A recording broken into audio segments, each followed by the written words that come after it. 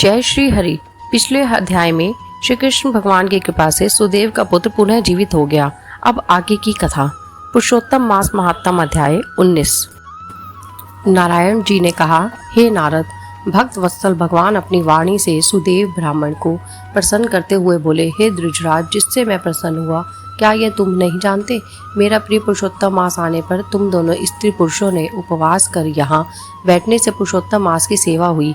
एक बार वेद में कहे गए साधनों को और दूसरी ओर पुरुषोत्तम मास के सेवन को जब ब्रह्मा जी तोड़ने लगे तो वेदोक्त साधन बहुत हल्के निकले और पुरुषोत्तम मास सेवन व्रत भारी हुआ। इसलिए संसार में पुरुषोत्तम मास अधिक पूज्य और मान्य है।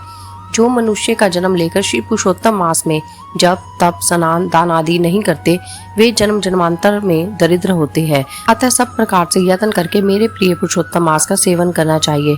जो पुरुषोत्तम की सेवा करेगा वह भाग्यवान धन्य होकर मुझको प्राप्त होगा। श्री नारायण बोले, इस प्रकार हे मुने, जगदीश्वर कृष्ण भगवान ऐसा कहकर तत्काल गरुड़ पर चढ़कर अत्यंत पवित्र बैकुंठ लोक को चले गए। स्त्री सहित सुदेव ब्राह्मण मृत प्राय होकर फिर जीवित हो गए और शुकदेव को देखकर रात दिन अत्यंत हर्षित होते रहे और कहने लगे कि यह अत्यंत आश्चर्य की बात है कि ऐसा मास कहीं भी ना देखा ना सुना। इस प्रकार आश्चर्य युक्त होकर वह सुदेव ब्राह्मण अत्यंत श्रद्धा युक्त होकर पुरुषोत्तम मास का सेवन करने लगा। ऋषि वाल्मीकि कहते हैं, वही तुम राजा दृढ़धनवा विख्यात हुए। हे राजन, पुरुषोत्तम मास के सेवन से संपूर्ण ऋषियों के भोगने वाले हुए। हे राजन, जो तुमने मुझसे पूछा था सो मैंने तुमको बतलाया।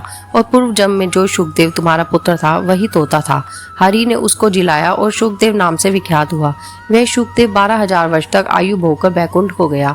वहां शुकदेव वन के सरोवर में बड़ के वृक्ष पर बैठकर संसार सागर में डूबे हुए विषय रूपी सर्प से तुम जो अपने पूर्व जन्म के पिता को देखकर कृपा से युक्त हो चिंतन करने लगा कि यदि मैं इस राजा को बोध नहीं कराऊंगा तो मेरा भी अपराध हो जाएगा। इस प्रकार मेरा इन श्रुति के वचनों को मानना वृथा हो जाएगा। इसलिए मुझको अपने पूर्व जन्म के पिता का उपकार अवश्य करना चाहिए। ऐसा सोचकर ही उस तोते ने तुमको ज्ञान दिया। जय श्री हरि। कलयुग केवल नाम आधारा, सुमिर सुमिर नर उतर ही पारा। इस कलयुग में भगवान का नाम ही आधार है।